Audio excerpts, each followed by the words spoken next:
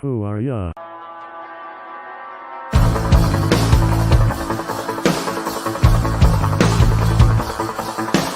It's the Toronto Till I Die pre-recorded match preview.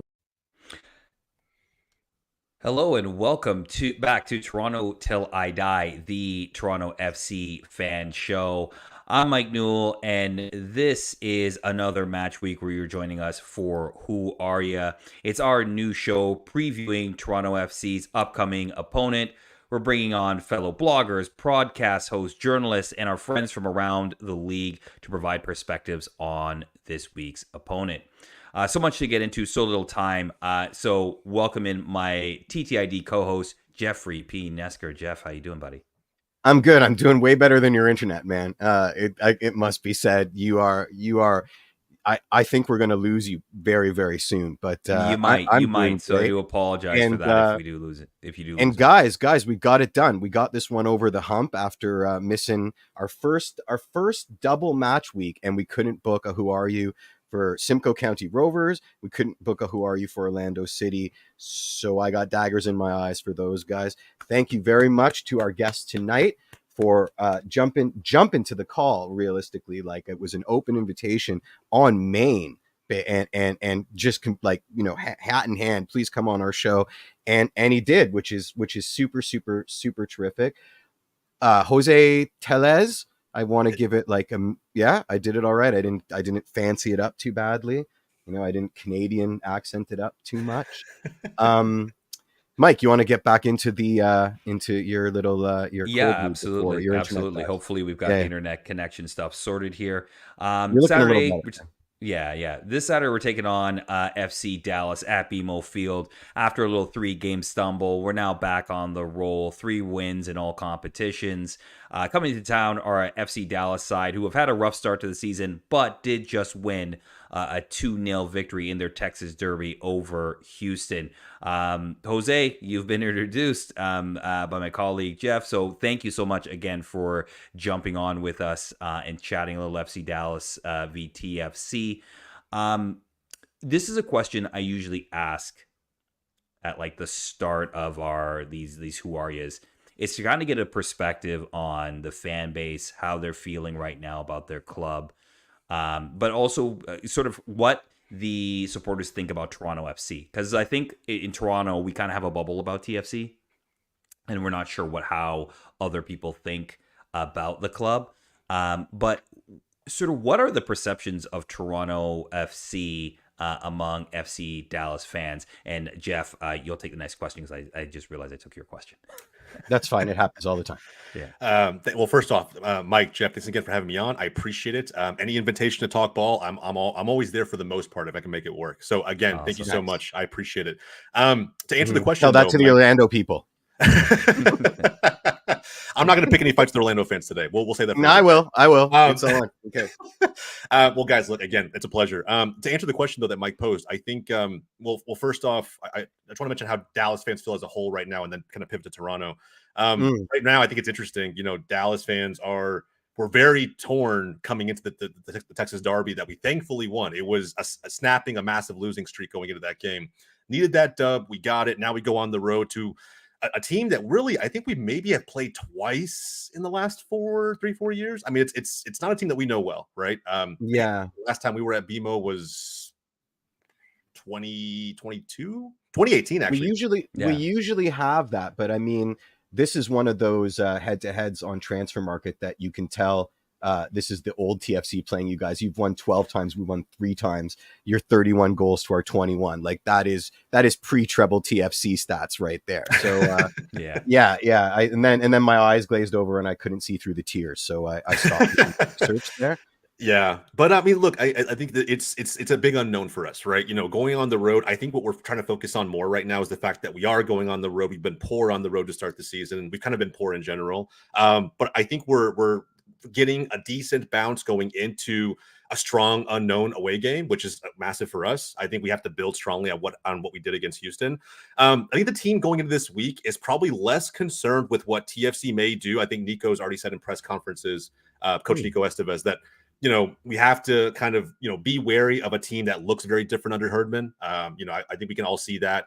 Even if It's not as flashy as the TFC and the treble days, right? I mean, I think there's a work ethic to this team when you watch them play that they didn't have last season or maybe even the season before. So we know that it's going to be a tough game, probably a physical game. I think from our side, it's going to be one where we maybe approach it with some patience, right? We don't want to get too ahead of ourselves after snapping a duck like we just did against Houston. Even in that game, we kind of took our time and both goals came in the second half. So I fully expect Dallas to still, with some of the injury woes that we have, approach this game cautiously.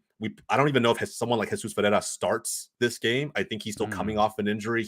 He may see somewhere between 30, 35 minutes. If he starts, I will be pleasantly surprised because I think he's going to hopefully combine well with someone like Petar Musa, who, if I was in TFC shoes, that's someone that I would be closely paying attention to, right? And I'm so scared. I'm so scared. His finishing I ability. follow Benfica, so he's pretty amazing. Like, yeah, I think he actually got off to a slow start, mainly because of the on-field talent he was surrounded with to start the season, right? So many injuries that we had. I kind of feel bad for the guy. Like, I'll be honest. To go from Benfica to come to MLS and then be surrounded with a number of backup options because of the injury woes that we have, I wouldn't be happy. I don't think he was.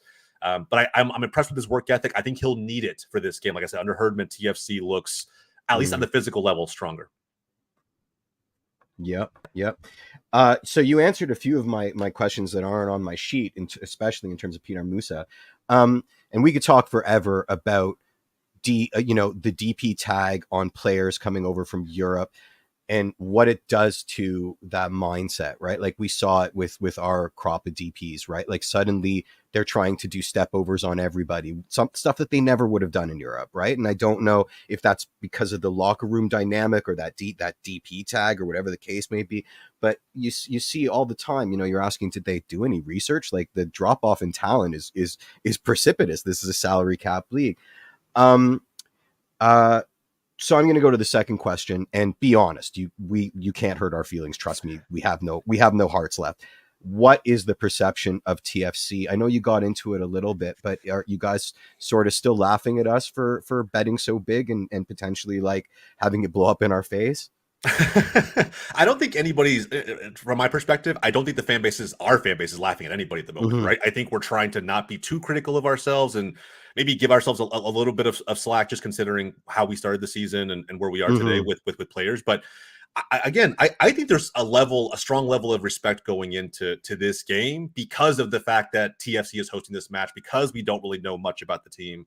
Like we said before, right? Like the last time we played you guys, it was post treble. It was, or was it pre treble, right? 2018 at BMO Field. The last time, 2018 was our CONCACAF hangover. We were falling apart. That season was atrocious. We missed the playoffs and And winning an away game like that is, for us anyway, it's kind of uncommon, even across Major League Soccer, right? I mean, this league tends to favor the home team. I think we're wary of that as well. The message that I think Nico's going into this with is, let's not forget how we felt in this crazy run of losing matches, losing to Vancouver the way that we did. And of course, I think the Vancouver match that you guys had is somewhat eye-opening. I don't know how many players were missing for that game. Obviously, it was one that affected your goal differential massively. But massively, yeah. But I don't know if that is Herdman's tried and true TFC. I don't know how many of those players are not back now. I know I would consider us fortunate to be playing you at this time versus at a time when I don't know if Insigne is back. He's back in training. He just got back in training. He's back in training, but I would bet we're not going to see him this weekend. Yeah. So it's just one of those things where I think we're more wary of how the team performs collectively as a unit under Herdman and some of the new tactical instruction versus individual players that can take over this game with moments of brilliance. And that's not a knock on TFC. I just think it's the reality of where you guys are today. And I would say it's the same thing from our side, right? It's like, going into this game without guys like Velasco, without guys like Pereira, Farfan just now getting back. I think there's a little bit of that on both sides. This could be a very even match. I think if Dallas were to, if we go in this respecting TFC the way that we should and the way I'm really hoping that we do, and we don't just come in overconfident after a Texas Derby win, I'm expecting a draw, to be honest. And we get the predictions a little bit later, but I think that we never do it because they're always the same, but 2-1 or a draw. I don't. Yeah. It's just one of those things where, like, again, I'm trying to be a little bit conservative considering where we are, but I do think this is a team that if we play our cards right, if we soak up a little bit of pressure in the first half, I think that there's going to be opportunities for us to pounce on TFC in the second half. So that is my hope and my somewhat loose prediction heading into this game.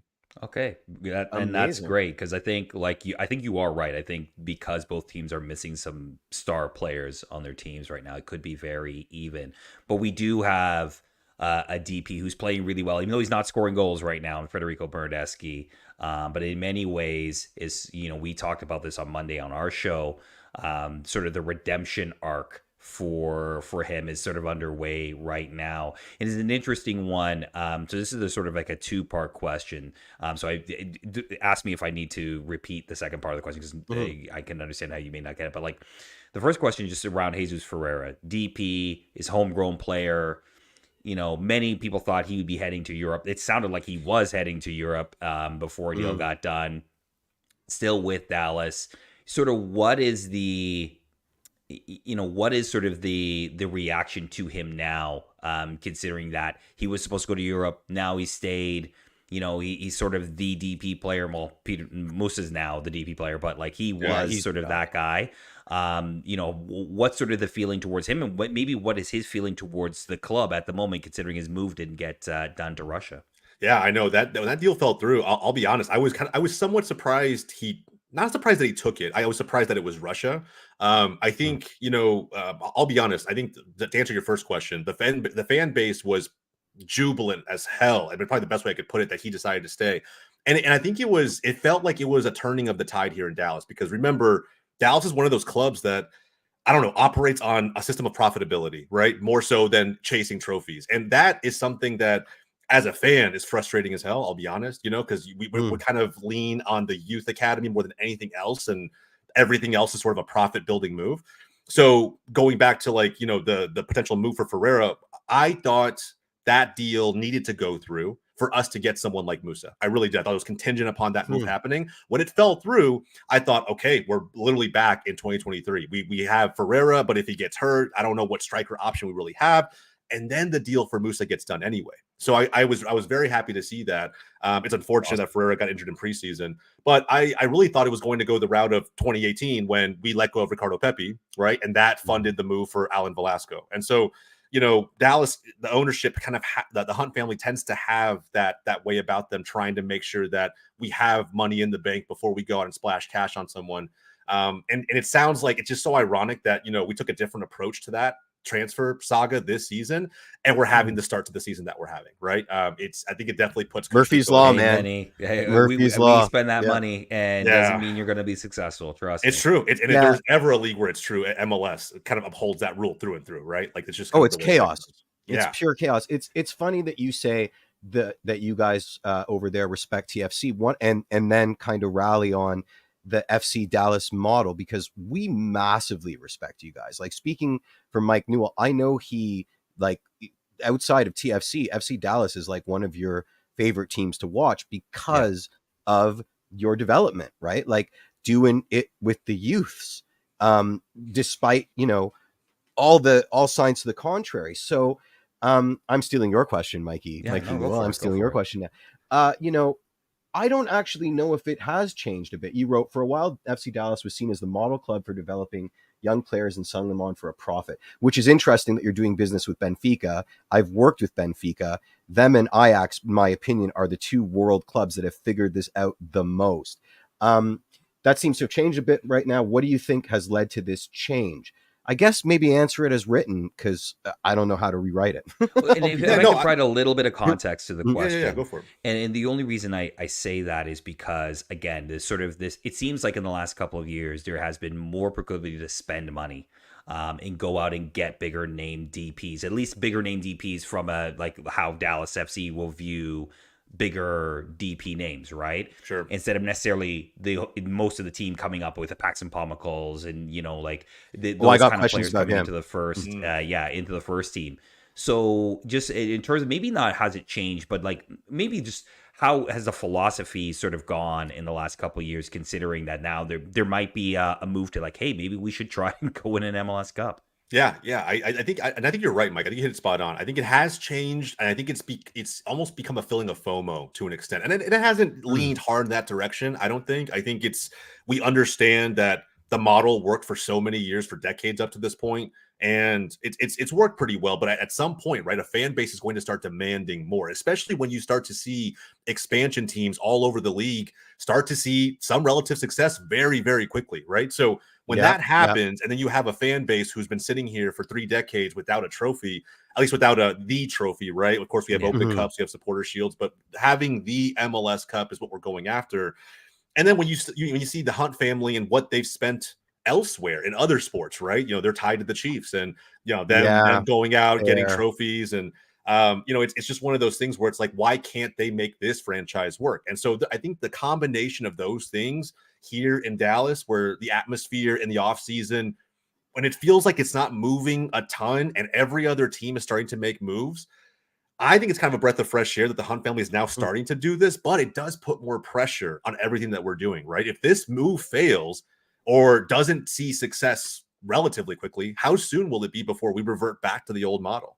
And I think, the old model wouldn't be necessarily a terrible move, right? But it's kind of more of the same. And I think that the league has continued to change. It's continued to expand in unique ways. And we're seeing now, right, with Miami, and I imagine LAFC in the summer, and all these other big market clubs making the moves they're making. I think, it's going to feel quickly like we're falling behind. And so I think it's a little bit of that. And I think it's also, with Coach Nico being in his 3rd season now, maybe it's a little bit of pressure on him, right? I think before, if you look at all of the managers that we've hired, prior to Nico, they've all come in with relatively low experience, right? To an extent. And so when you think about that, right, it's like, if we want to keep this manager who's, again, relatively low experience, at least being a manager, not an assistant manager somewhere else. He was under Berhalter with the national team before. How do we create an environment where he's going to be able to succeed? He doesn't really have an excuse not to. Right? You go out and get someone like Patar Musa. And then to answer the second part of your question, I think Benfica and that relationship that we're trying to build with them long-term, they're serving as a model for what we want to be. I agree with you wholeheartedly, Jeff. I think it's like Benfica, Ajax. It's not just the fact that they're producing talent the way they produce them. The Benfica's ability to go out into the market and handle transfer business the way that they do, that's something that we want to continue to do and make sure that we're adapting as the market continues to evolve and change over time. That partnership that we now have with Benfica is massive. We tried something similar with Bayern Munich back in 2016. It fell through in 2018. And I think they've tried every MLS club. I think they've had seriously every MLS club. Yeah. They're like Manscaped, for podcasts. They're everywhere. They're everywhere. They're everywhere. Yeah. So just put a bow on it. I think that's, we're trying to think long term. The Hunts had done that pretty well up to this point, but I think now the fan base is, and now that it's starting to grow and we're actually starting to maybe pack out stadiums a little bit more, supporter section starting to get a little bit louder. There's more pressure on this family now to do what they're doing in other mainstream sports. That's a great answer. I'm just going to interject really quickly. You're getting some flowers from our guests. Kevin is saying, I just started watching you this year. You love the weekly preview. Great guest. And then Turtz is also singing your praises. I think you're going to earn some follows here. All right. Where do I want to go first? Paxton. Is he as injured as often as Matt Doyle would lead us to believe, or is Matt Doyle coming from like a U.S. men's national team? Because I read a tweet of his where he basically said, Paxton is going to be like the what if, the ultimate U.S. men's national team what if. Is he the ultimate FC Dallas what if? I never thought about it that way, but that is a fantastic analogy. And the biggest reason why is because Paxton, I remember watching him back in his youth academy days. I remember saying this kid is going to be the go-to center midfielder and the tempo setter when he gets to the senior team. And I think even back then, there were some people saying, well, we don't know. Dallas might do what they always do and sell him to Europe before he's ever truly a first team player. He ended up being one of the ones that stuck around, like Jesus Ferreira, who's now the most capped FC Dallas player as a homegrown. And so, and so, I think it's like 145 or something. But, with Paxton, I think just putting that analogy out there, I'm really inclined to agree, hesitantly, but I'm inclined to agree. Like he always, I wish someone could pull that stat for me. How many games on average he's missed per season? How many crucial games, whether it's as we hit the run in for the postseason or get into the postseason and he's unavailable? It's been quite a bit. And it's insane because when he plays, he tends to just offer us something dynamic in the midfield that we don't really have. However, I will also say it's to the club's fault that he kind of is this what if player, right? Because I think that we rely upon him so heavily that we haven't gone out and found, not his backup, but someone to be that fresh legs off the bench to give him a run of rest when we need him, but can still offer us some of the dynamic creativity that he brings to our team. He is truly a box-to-box midfielder. And now you hear that the season-ending injury before the season ever really got started. Yeah. And from what I heard, right, it was scar tissue. So this has been something that they knew about in the preseason. Wow. They wanted to see if maybe he could come back heading into 2024. He played a few minutes in the opening couple matches, and then that was it. And that leads me to believe too that this might have been mismanaged, right? For someone with the history of Pomykal, how did we not get ahead of this in the offseason and make sure that if for some reason we see the trend that we've seen over recent seasons, that we had a foolproof plan. We had someone that could come in and offer at least a similar skill set to what he brings game in and game out. So it's disappointing, but the biggest what if player in Dallas history is not a terrible shout. Fair enough. And how if you had to give him a number, how much does he lower your ceiling having him out? Without him there, quite a bit. So I mean, I don't know how you want to gauge this number, right? But if our ceiling quite a bit is a great answer. I mean, it really is. Because think about it, right? Yeah. What it means now is that Dallas is relying upon an aging Mendy, a 34, 35-year-old midfielder who's probably, we all know how physical MLS is in comparison to even La Liga in Europe, where he came from. You think about that transition, right? He's already missed a few games this season. How long is it going to be before we have another run like that? And we're relying upon, defensive mids to try and set the tempo for us in midfield. And we've seen the impact it has negatively on guys like Musa, like Ferreira. If they can't get the ball, if they're only touching it 2, 3, 4 times in a game, right, to get quality shots off, I mean, just based on volume alone, the odds are not in your favor whatsoever. So it has this domino effect that I'm really amazed we haven't gotten ahead of yet. I know we have this opportunity now. I think the rosters and the roster profiles came out today, right? And so we now see, I can confirm that he is on that season-ending injury list. So it does open up a spot. I'm looking at it right now. Yeah. It opens up a spot for us to replace him, but I don't know who's available. I don't know who we're going to be able to bring in that can get acclimated to the way we want to play quickly. Keep in mind, Dallas runs this weird 3-4-2-1 formation. And Nico, I don't know if Nico ball is the proper term, but I mean, with what he's trying to do with the players that we have, anyone who comes in as a replacement is going to have to learn a lot very quickly, and it may not bode well for them depending on the profile of the player. So I don't know. It's like a missed opportunity. I'm trying not to scream Liam Fraser in my biggest Canadian accent possible, but here I go. I'm screaming Liam Fraser. I mean, do you rate him? Because I do. I rate him as a midfielder. I don't believe he's the tempo setter that we need. Now, with that said, Liam has had a couple, really interesting opportunities. So even so far this season to go ahead and be a different profile of a midfielder because of the players that we're missing, right? So when Mendy was out, balancing him and Delgado in that midfield, he had kind of more freedom to push forward and help create more opportunities. But I think sometimes his game is better set to be patient, to kind of help build out of the back and give us a little more control as opposed to being the one who dictates, what attacking opportunities we're going to have. So I think I rate him, but I don't believe he's the solution to Pomykal. I think we need to still find a way to go out there and find a true box-to-box, someone who's very comfortable sitting at the top of the 18. Yeah, look, it's not Omar Gonzalez. I can't believe he's on the team. Definitely not. And also we got to mention, because they've been asking, Jesus Jimenez. He scored 9 goals for us and then fell off a cliff. Did he even get like 6 minutes of playing time with you guys before you decided that he wasn't the move?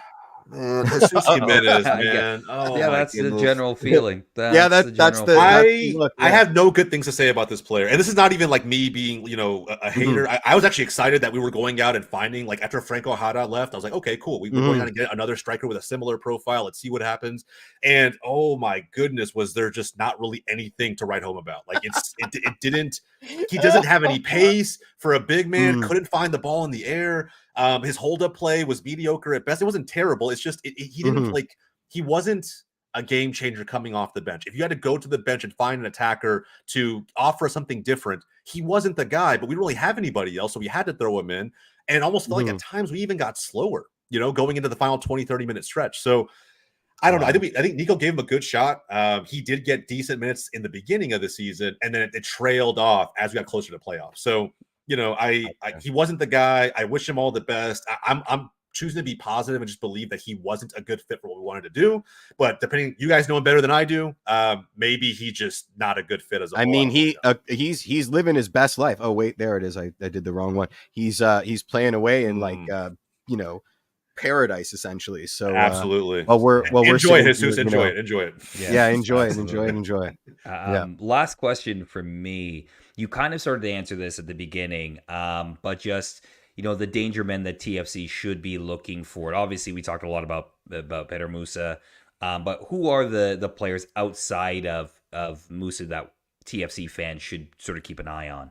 It really depends on how you look at it. And I say that because, Dallas lines up in a very weird way. I can't think of any other team that has this type of formation. So we're heavily relying upon the wing backs. So I think if Marco Farfan starts on the left side this week, I don't think it'll be Dante Seeley. He's insanely pacey, but his execution isn't that great, at least not as of now. So I think Farfan is someone who has a ton of pace, great service. He's going to be getting forward regularly, and he knows how to 1v1 defend.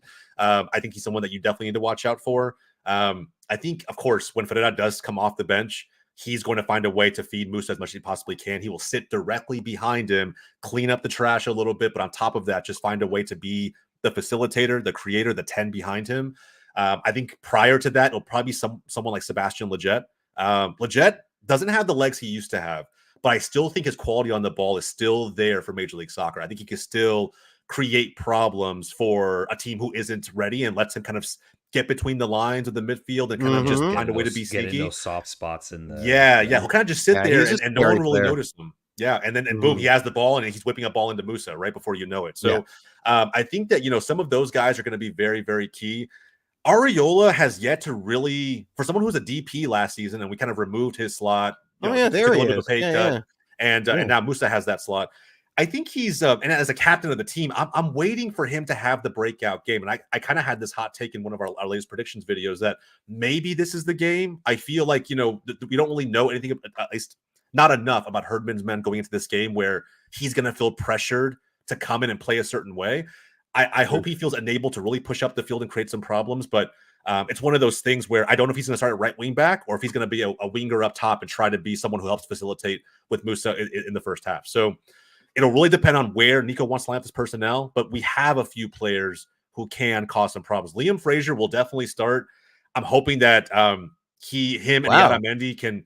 I think he will. I really think he will. I think it's going to be him and Yada Mendy that will try to control some things. If it's not Liam Fraser, it's Delgado, and Delgado's just less experienced. And I feel like if you're traveling that far north for an away game, putting the hard miles on, I feel like you want someone who's just seen more minutes in this league. And I think more minutes at BMO Field, especially. Exactly. I just think Fraser's the guy. I think he's the guy. For he might be your guy.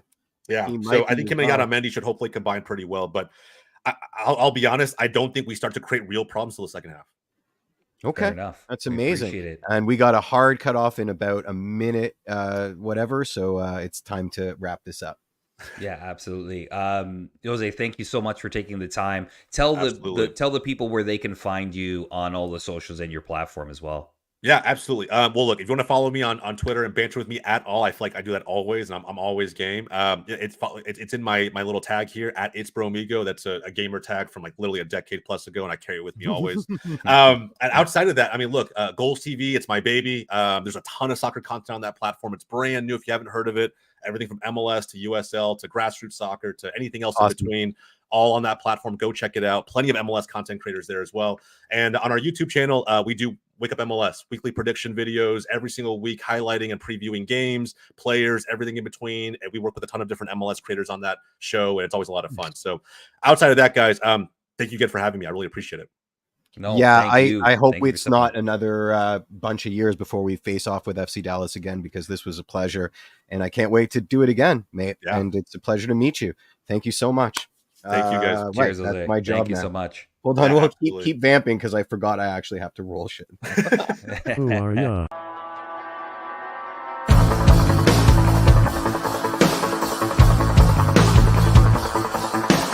It's the Toronto Till I Die pre-recorded match preview.